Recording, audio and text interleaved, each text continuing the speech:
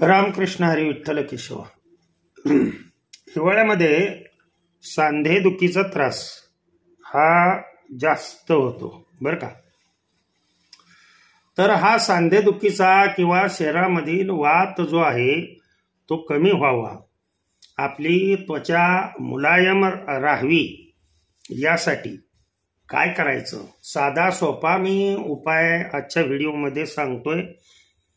मोहरीचं तेल बाजारामध्ये मिळतं, साधारण 125 ते 150 रुपयाला 1 लिटरची बॉटल आहे. तर सर्व स्वयंपाक या सांधेदुखीच्या व्यक्तीचा मोहरीच्या चमचाभर तेलामध्ये करावा, पहिली महत्वाची गोष्ट ही.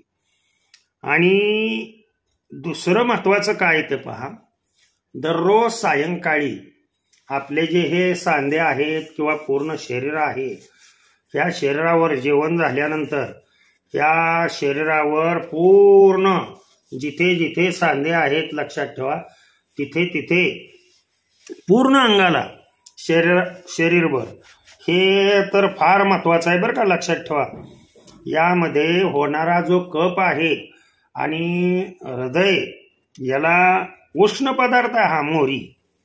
लक्षात आलं का तुमच्या? सर्व शरीराला हे तेल लावायचं, मालिश चांगल्या पद्धतीनं करायची, आपली आपण करायची.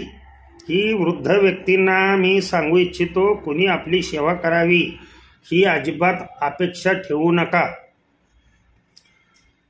आपली आपण करा सोडवणं, संसार बंधन तोडावेगी. लक्षात आलं का तुमच्या? कुणी काही करावं ही जर तुम्ही अपेक्षा ठेवत असाल तर तुम्ही दुःख भोगण्याशिवाय तुम्हाला पर्याय नाही. तर या तेलाने पूर्णपणे मस्तपैकी मालिश करायची. आणि हिवाळ्यामध्ये जेवणाबरोबर लक्षात ठेवा काय करायचं, मधामध्ये लसणाच्या ज्या तांबड्या, देशी लसूण असला पाहिजे, देशी लसणाच्या म्हणजे साधारण नारंगी रंगाच्या असतात, पांढऱ्या नको आहे. या देशी लसणाच्या पाकळ्या एक 10-15 पाकळ्या बुडवून ठेवायच्या, मधामध्ये बुडवून ठेवायच्या.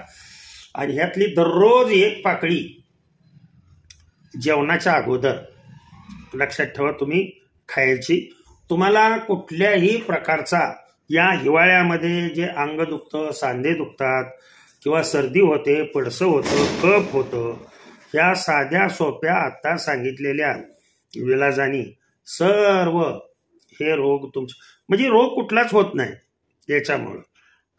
आणि जे तुम्हाला दवाखान्यात जावं लागतं, डोकं दुखतंय, अमकं होतंय, तमकं होतंय, तर ह्या गोष्टी होणार नाहीत.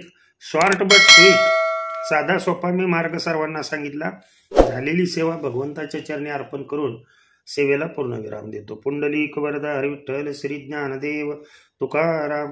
विठ्ठल विठ्ठल विठ्ठल विठ्ठल विठ्ठल विठ्ठल.